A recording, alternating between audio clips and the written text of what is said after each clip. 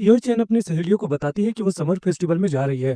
उनकी सहेलियां हैरान हो जाती है और उसके बाद योई चैन शर्मा कर बोलती है कि मैं समर फेस्टिवल में जाना चाहती थी। और दूसरी तरफ उसकी सहेलियां बोलती है कि वाकई में काफी अच्छी बात है, फाइनली अब तुम आगे बढ़ रही हो। दूसरी तरफ योई चैन बोलती थी क्या तुम लोग भी मेरे साथ जाना पसंद करोगी, तो वो लोग साफ इनकार कर देती है और ये भी बताती है कि बहुत जल्दी ही तुम्हारा डेटिंग पीरियड खत्म हो जाएगा, फिर तुम्हें फाइनल डिसीजन भी लेना होगा।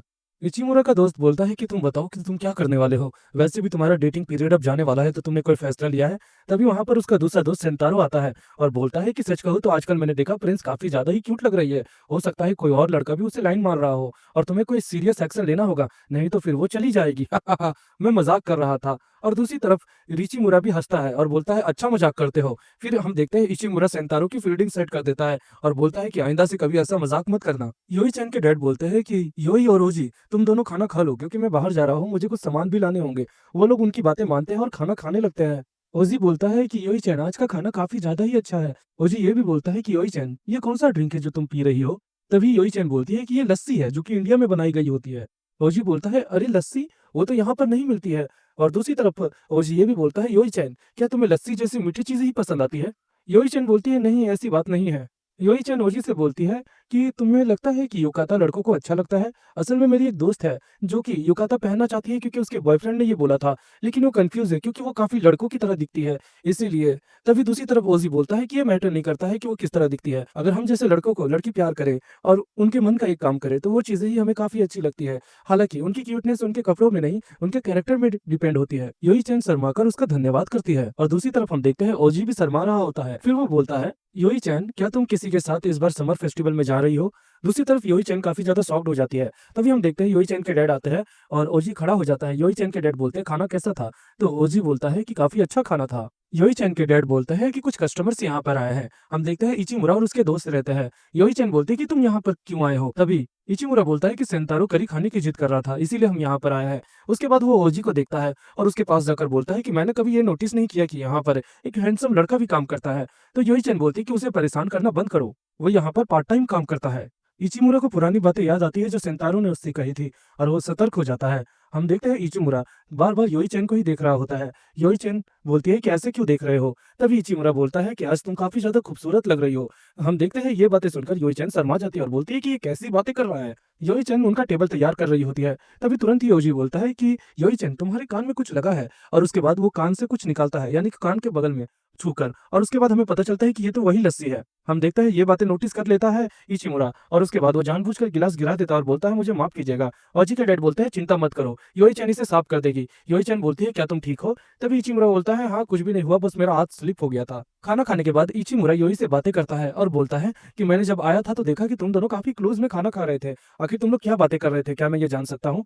तो योई चैन बोलते हैं कि ऐसे भी इससे आपका कोई लेना देना नहीं है सेनपाई। तो इचिमुरा बोलता है ऐसी बात है क्या। योई चैन बोलती है कि सेनपाई आखिर तुम ऐसा बर्ताव आज क्यों कर रहे हो। तभी दूसरी तरफ इचिमुरा बोलता है सच कहूँ तो मुझे उससे जलन हो रही थी। और वैसा कहते ही वो अपने दोस्तों के साथ अंदर चला जाता है। योई चैन बर्तन धोते वक्त यही सोच रही होती है कि आखिर इसने ऐसा क्यों बोला, और दूसरी तरफ इचिमुरा अपने दोस्तों से बातें कर रहा होता है। हम देखते हैं वो जाने ही लगता है, तभी योई चैन उसे रोकती है और बोलती है आज हमारे साथ खाना खाने के लिए आपका धन्यवाद सेनपाई। दूसरी तरफ इचिमुरा कुछ भी नहीं बोलता और हाथ दिखाकर बोलता है बाद में मिलते हैं। और हम देखते हैं अगले दिन उसके दोस्त लोग बात कर रहे होते हैं कि कितना ज्यादा क्रूर इंसान है ये, तो वो एक नॉर्मल सी प्यारी लड़की को बस बोलता है हाथ उठाकर कि बाद में मिलता है, ये तो बहुत बड़ा कमीना लगता है। इचिमुरा बोलता है कि मैं तुम्हें सुन सकता हूँ, कुछ तो शर्म करो। हम देखते हैं कि योई चैन अपना फोन चला रही होती है और तभी योई चैन की मदर आती है। इस बार उसकी सिस्टर नहीं मदर है यार। और उसके बाद उसकी मदर बोलती है कि बेटी क्या हुआ है, तुम आजकल थोड़ा घबराई हुई और परेशान लग रही हो। हम देखते हैं कि दूसरी तरफ योई चैन अपनी सारी बातें बताती है कि सच कहूँ तो मुझे समझ ही नहीं आ रहा है कि अपने डेट को कैसे मैं अच्छी तरीके से कंटिन्यू कर सकती हूँ। अब मुझे कुछ भी आइडियाज नहीं मिल रहे हैं, मुझे कुछ भी अच्छा नहीं लग रहा है। तब हम देखते हैं कि योई चैन की मदर उसे साफ साफ समझाने लगती है और बताती है कि प्यार एक ऐसी चीज नहीं है जो कि तुरंत ही हो जाए, उसे समझने के लिए समय लगता है, और जब तुम उसे समझ जाओगी तो तुम्हें सब कुछ अच्छा लगने लगेगा, तुम्हें इसको सोचना चाहिए। और ये बातें सुनकर योई चैन भी काफी ज्यादा हैरान हो जाती है।